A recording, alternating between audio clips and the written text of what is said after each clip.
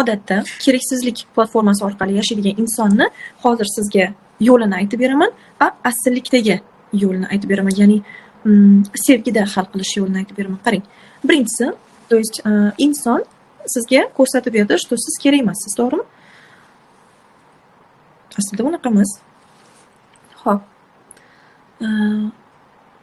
3 ta variantini ko'rsatib beraman. 3 ta variantini ko'rsatib beraman. Qarang. Birinchisi, umuman ya'ni inson ongida, butunlay inson ongida yashaydigan insonlarning xarakteristikasi qandoq qilib bu savolni hal qiladi ular? Tak. Biror bir inson unga ko'rsatib berdi, u kerak emasligini. Masalan, biror bir insondan keraksizlik his-tuyg'usini oldida, keraksizlik his-tuyg'usini olgandan keyin u nima qiladi?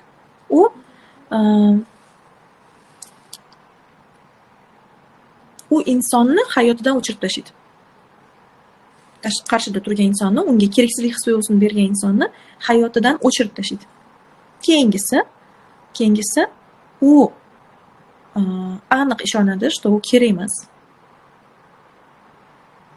Va ishonadi, bunga qattiq kirib ketadi bu programmaga va tashqaridan unga qaraganingizda, ya'ni u ego ko'tarilib ketadi-da, nega men keraksiz ekanman?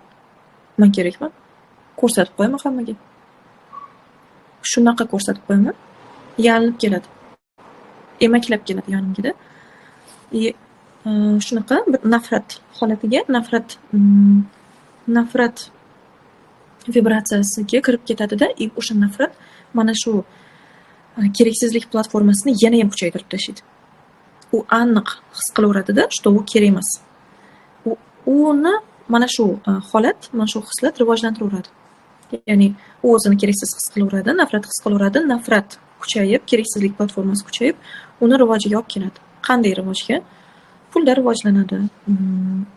Potensialni ochadi-da, lekin siz bilasiz, o'sha yerda bo'lmayapti, bunaqa bo'lmayapti o'sha. 15-yillarda, 2007-yillarda, 2010-larda qilsa bo'lardi, lekin hozir qilib bo'lmayapti o'sha. Ya'ni ishlamaydi bu, xohlasangiz ham. Hozir qandoq ishlaydi bu platforma? Boshqa insonga nisbatan nafrat hissi keladi. Xuddi o'sha bir xil hammasi, faqatgina rivojga qarab ketmaydi-da, o'limga qarab ketadi. Ya'ni yo'q bo'lib ketishga qarab ketadi. U inson hammadan o'zini ajratishni boshlaydi. Hammadan o'zini ajratganda, yolg'iz ekanligiga ishonganda, hech qaysi bir insonga, ya'ni ochilgisi kelmaydi, tashqariga chiqqisi kelmaydi, faqat uyda o'tirgisi keladi, qamalib olgisi keladi. Ya'ni mana shu o'zini o'zi qamoqqa tiqib qo'ygandek mana shu holatda bo'laveradi. Bu hozirgi chastotada. Nega? Chunki mumkin emas o'sha nafrat orqali bir nimaga erishish o'sha mumkin emas. O'sha yer sayyorasida mumkin emas. Keyingi xarakteristika, bu hozir birinchisi edi. Birinchisini ikkita ko'rinishda aytib berdim, ya'ni sizga inson ongidagini. Ikkinchisi bu kimlar?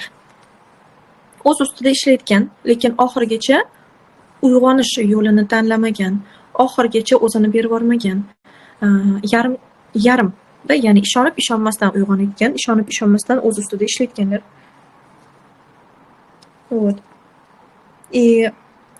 Bu insonlar qandoq qilib o'tadi bu vaziyatdan?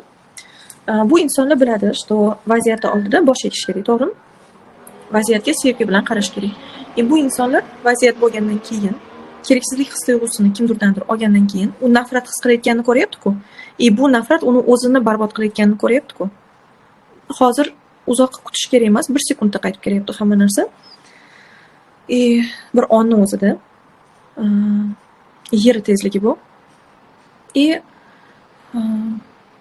O'shandan qiynalib ketgandan, nafrat undan chiqayotgan nafrat uni o'zini o'ldirayotganini u bilayotganidan, shundan qiynalib ketayotgandan u nima qiladi? Mayli, qabul qilay. Mayli, shu tan olay, shu sevgida tan olish kerak, qabul qilish kerak, xo'p, mayli. Keyin mana shu sevgida qabul qilganda, tan olganda u qanday qiladi? Sevgida tan olaman, qabul qilaman deydi. Keyin unga kerakli joyini olib oladi. Qaysi joyni? ya'ni nima berdi bu inson menga, nima kerakda, man rivojim uchun, davom etishim uchun menga nimalar kerak. Shu joyini olib oladida, lekin u insonga nisbatan uni munosabati o'zgarmaydi. U insonga nisbatan uni munosabati o'zgarmaydi. Nafrati qanday bo'lgan bo'lsa, shundoq qolaveradi. Bu paytda rivoj bo'lmaydi. U inson bilan o'tirib gaplashib olish kerak. Agar siz o'zingiz ichingizda hal qila olmayotgan bo'lsangiz, u inson bilan o'tirib oxirigacha gaplashib olish kerak. Yo o'tirib gaplashib olish kerak. 1 martami, 2 martami, 10 martami, kerak bo'lsa, necha marta bo'lsa ham gaplashib olish kerak. Hal qilish kerak. Bu siz uyg'onish, o'z ustingizda ishlashda umuman hamma bilimlarni, psixologiya taraflama bo'lgan hamma bilimlarni siz o'z manfaatingizga faqat ishlatganingizda, ya'ni faqat o'z manfaatingizga ishlatasiz, sizga kerak bo'lganda ishlatasiz, kerak joylarni ishlatasiz, kerak emas joylarni ishlatmaysiz. Ya'ni shundoq. Uchinchisi, bu uyg'ongan insonlar odatda bo'ladi shunaqa, dono insonlarda bo'ladi bunaqa. Gibki, ya'ni egiluvchan insonlarda bu bo'ladi. Butunlay uyg'onishga yuragini ochgan insonlarda bu bo'ladi. Qandoq vaziyatda qandoq hal qilishadi ular? Vaziyat bo'lganda, ularga juda ham qattiq tegib ketganda, bu vaziyat ular illyuziya, bu illyuziya. Ya'ni har onda yoniq bo'lishi ilojisi yo'q, men bilaman. Bo'ladi shunaqa narsa, kirib ketasiz. Vaziyatga qarab turib kirib ketasizda, shu illyuziya ekanligini bilib ham kirib ketishingiz mumkin. Men bilaman, bu bo'ladi. Faqatgina nima qilish? Bu vaziyat illyuziya deb to'xtovsiz qaytarish. Bu sizga juda ham yordam beradi. Bu vaziyat illyuziya, bu sarob. Ya'ni og'riq kuchayib boryapti-ku, mana shu kuchayib borganda nima bo'lishidan qat'iy nazar bu sarob deb to'xtovsiz ichingizda qaytaraverasiz. Keyingisi og'riq bu sarob. Bu vaziyat yo'q. Menga asl ma'nosini ko'rsatib beringlar. Ya'ni menga bu vaziyat nima demoqchi? Bu vaziyat menga nimani ko'rsatib bermoqchi? Shuni ko'rsatib beringlar deysiz. Keyin xohlasangiz daftar bilan ruchka olib yozishingiz mumkin, his qilib, ya'ni u inson qanaqa tutuvsin. Siz o'zingizda bu xarakteristikalarni tan olgingiz kelmasdir, lekin agar qarshingizda inson sizga qanaqadir og'riq bergan bo'lsa va o'zini qandaydir tutgan bo'lsa, bu hamma xarakteristikalar bor sizda. Bu xarakteristikalar bormi sizda? Demakki, xuddi siz ham boshqa insonlarga shuni berasiz va hozir siz his qilgan narsani boshqa insonlar ham his qiladi. Siz his qilayotgan og'rig'i boshqa insonlar ham his qiladi. Keyingisi, bu vaziyat orqali siz o'sishingizga u inson qanaqa nima beryapti-da, ya'ni nimani qo'shmoqchi, qanday hissasi bor. Qanaqa hissasi bor, ya'ni nima bermoqchi bu inson sizga, bu vaziyat orqali nima demoqchi. Agar siz xohlayotgan narsa bo'lmayotgan bo'lsa, o'xshamayotgan narsa, ya'ni o'xshamayotgan bo'lsa, demak bu degani siz qattiq yopishib qolgansiz bu vaziyat bo'lishiga. Bo'lmayotgan bo'lsa, nega bo'lmayapti? Ya'ni his qilib ko'rish kerak, nega? Nima borki bu vaziyatda? Balkim bir nimani o'zgartirish kerakdir. Balkim bir nimani anglashingiz kerakdir. Balkim siz boshqa inson qilishini xohlayotgandirsizda, undan kutayotgandirsizda, siz o'zingiz qilishingiz kerakdir. Balkim bu sizni potensialingizni ochib beradi. Ya'ni his qilyapsiz, keraksizlik platformasida qolib ketmaysiz. Men kerak emasman, men muhim emas ekanman deb bunga ishonib kirib qolib ketmaysiz. Aksincha qidirasiz, ya'ni nima qilishim kerak, ya'ni bu vaziyatda men nimani anglashim kerak, nimani his qilishim kerak deb qidirasiz. Menga yozib yuboring his-tuyg'ularingizni. Hozir aytilgan gaplardan keyin sizda nimalar o'zgardi, nimalarni angladingiz? Ichimni yorityapsiz. Ha, shunday, bugun o'lim haqida o'ylagandim, aynan. Ko'ryapsiz-da, nima keragi bor? Nima keragi bor? Siz o'ylaysiz, bu platforma bilan, bu programma bilan hozir men o'lib ketaman, keyin hech narsa o'zgarmaydi deb o'ylayapsizmi? Siz keyingi hayotda xuddi shu platforma bilan kelasiz. Xuddi shu programma bilan. Yer sayyorasi o'sib boryapti. Ya'ni sizga vaqt berishmaydi. Sizga vaqt berishmaydi. Sizga aytishmaydi. Endi mana keraksizlik programmasi bilan ishla, bemalol o'tir, mana senga 10 yil, mana senga 20 yil demaydi hech kim. Hozir vaqtingiz bor.